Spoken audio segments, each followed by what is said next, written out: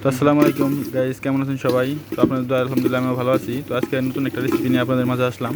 তো আজকে হচ্ছে কচুর ডাঁটা দিয়ে সুরমা মাছের মাথা রেসিপি। তো প্রথমে কচুর ডাঁটাগুলো দিয়ে দিচ্ছি একটা বড় হাঁড়িতে সিদ্ধ করার জন্য। তো দেখতে পারতেছেন বড় একটা হাঁড়ি লাগবে। ওইটার মধ্যে ভিতরে হচ্ছে গিয়া কচুর ডাঁটাগুলা ছোটো ছোটো করে কাটছি আঙ্গুলের সমান। তো সবগুলো দিয়ে দিতেছি হচ্ছে সিদ্ধ করার জন্য।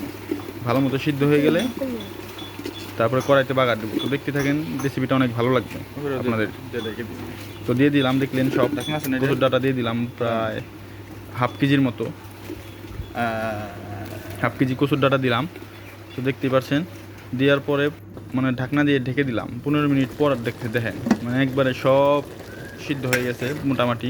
15 মিনিট পর ফিরে আসলাম। তো হালকা করে চিনি দিয়ে নেড়ে দিচ্ছি।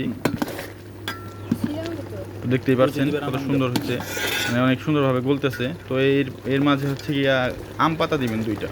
আম পাতা দিলে হয় কি যে ওইটার হচ্ছে ব্যাড স্মেল আসে, ওই স্মেলটা চলে যাবে, শুধু আম পাতার স্মেলটা থাকবে। তো দেখতে পাচ্ছেন, দেখতে দেখতে আমাদের সিদ্ধ হয়ে গেছে। সিদ্ধ হয়ে যাওয়ার পরে কড়াইতে দিচ্ছে হচ্ছে বাগার। কড়াইতে তেল দিবেন, তেল পরিমাণ মতো দিয়ে নেবেন, পরিমাণ মতো তেল। তেল দেওয়ার পরে হচ্ছে দিবেন পেঁয়াজ, প্রথমে দিয়ে নেবেন মরিচ, যেন হালকা একটু ফ্রাই হয় ভালো লাগে। মরিচ দেওয়ার পরে দিবেন পেঁয়াজ, পেঁয়াজ দেওয়ার পর রসুন দিয়ে দিবেন একসাথে। রসুন দেওয়ার পরে নাড়াচাড়া করবেন একসাথে, নাড়াচাড়া করে উল্টায় পাল্টায়, মানে বেশি ভাজবেন না, হালকা হালকা ভাজি করবেন। হালকা ভাজি করলে কি হয় যে রসুনের ওই কাঁচা স্মেলটা চলে যায় এবং রসুনের অথেন্টিক ফ্লেভারটা পাওয়া যায়। দেখতে পারলেন আমি হচ্ছে দিয়ে দিলাম এখনই।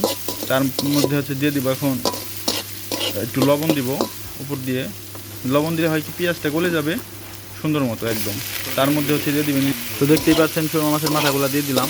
দিয়ে দেওয়ার পরে হচ্ছে মানে লাড়াচাড়া দিবেন, লাড়াচাড়া করবেন যাতে ওই ব্যাড স্মেলটা চলে যায়। তো তারপরে হচ্ছে দিয়ে দিবেন লবণ পরিমাণ মতো। প্রথমে লবণ দিলে আর কি হয় যে মাছের ভিতরে লবণটা পৌঁছে যায়। তো দেখতে পাচ্ছেন লবণ দিয়ে দিলাম।